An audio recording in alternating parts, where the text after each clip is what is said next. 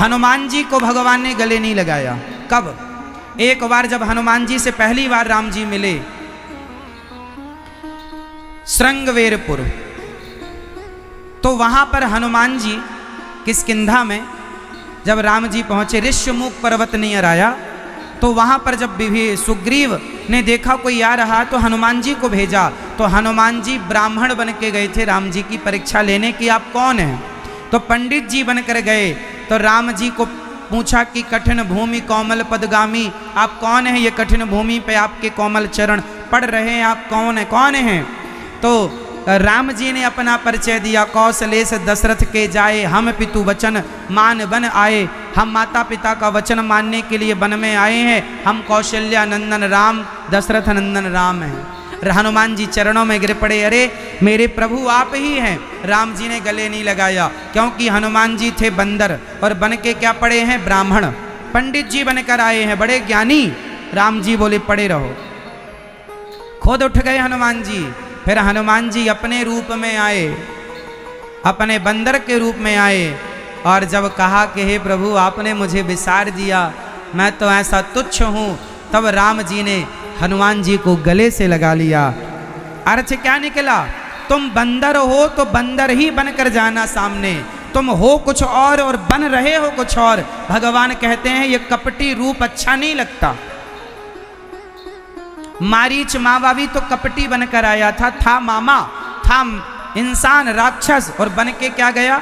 मृग। बोलो हाँ। रावण भी राक्षस था, बन के क्या गया? साधु। यही तो कपट है, हो कुछ और बन रहे हो कुछ और बन रहे हो कुछ, यही तो कपट है। पूतना राक्षसी थी, बनकर सुंदरी गई, इसलिए आंखें बंद कर ली, हो कुछ बन रही हो कुछ। ऐसे ही आप और हम लोग भी हैं, हम लोग भीतर से कुछ और होते हैं, और इसलिए भगवान तुम्हें स्वीकार नहीं करते। जिस दिन तुम बाहर और भीतर से एक हो जाओगे, उस दिन कैसे भी हो उठाकर मेरे रघुनाथ जी आपको गले से लगा लेंगे। ये कपट ही तो तुम्हारा समाप्त नहीं हो पा रहा है। तुम हो एक नंबर के पापी, पर लाज बड़ी आती है पापी कहने में। हो एक नंबर के दुष्ट, पर कहने में बड़ी लाज आती है। कौन दुष्ट कहे अपने आप को?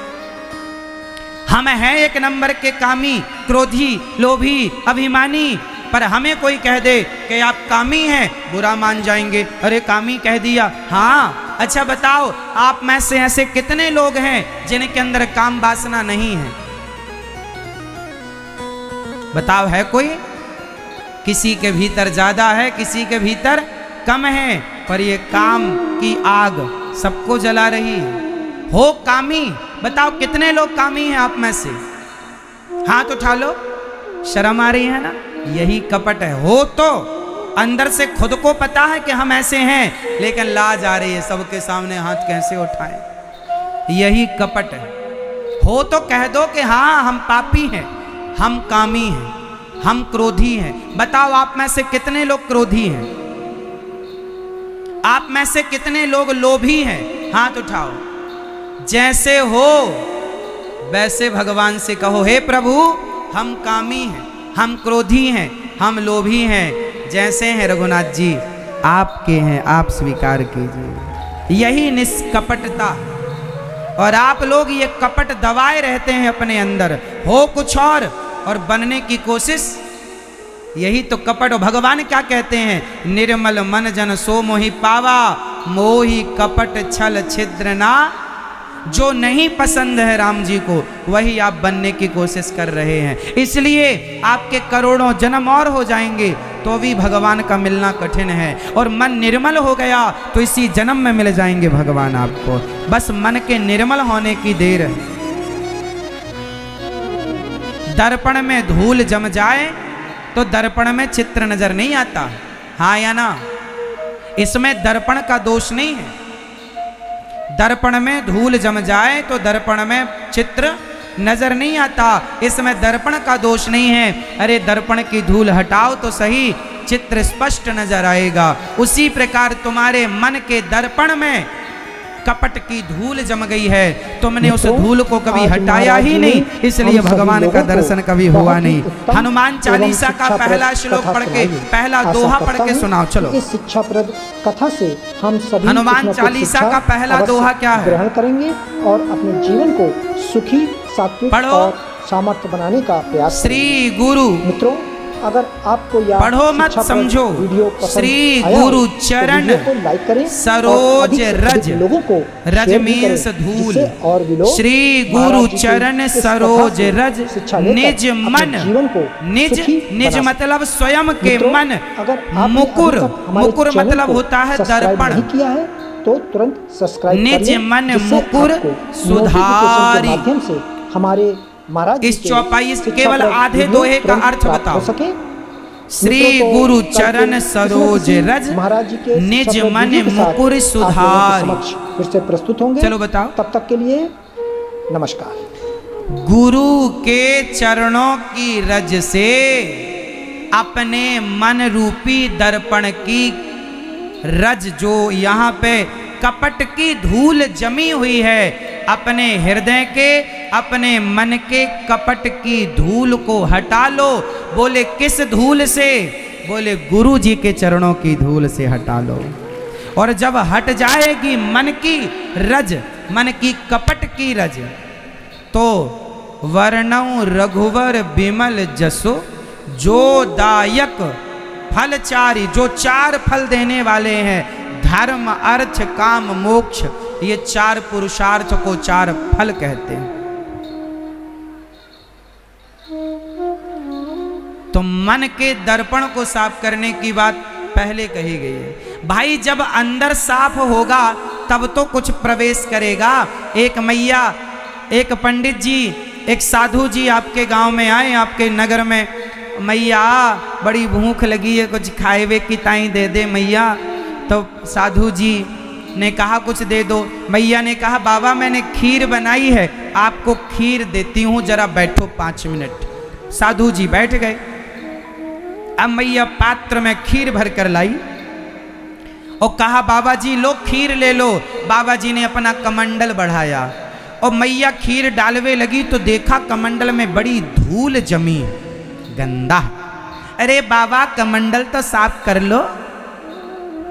नहीं मैया तू ऐसे गंदे कमंडल में खीर डाल। मैया बोली मैं नहीं डालती, इतनी मेहनत से काजू बादाम डाल डाल के खीर पकाई, तेरे गंदे कमंडल में डालूंगी, तू खाएगा थोड़ी?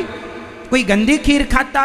ला मैं धुल देती हूँ तेरे कमंडल को। बाबा बाबा जी बोले इसमें डालो, गंदे में डाल दो। नहीं मैं नहीं डालती गंदे कमंडल में। संत जी ने कहा पगली मैया, जब गंदे कमंडल में तू 10-5 रुपए की खीर डालने को तैयार नहीं है, तो गंदे मन में भगवान अपने आप को बिठाएं कैसे?